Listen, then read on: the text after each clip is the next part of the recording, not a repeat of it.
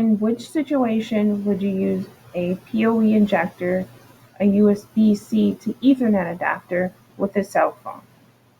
Well, your internet connection may be unavailable at the location that you're at, and you may need an alternate way to connect to the internet.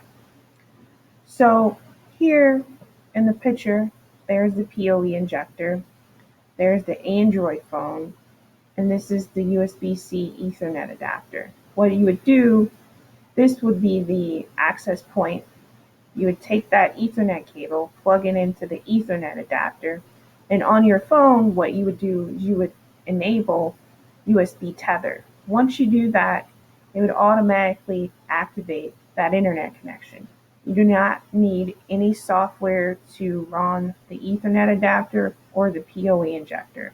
You can find out more information by going to olivia2streams.blogspot.com.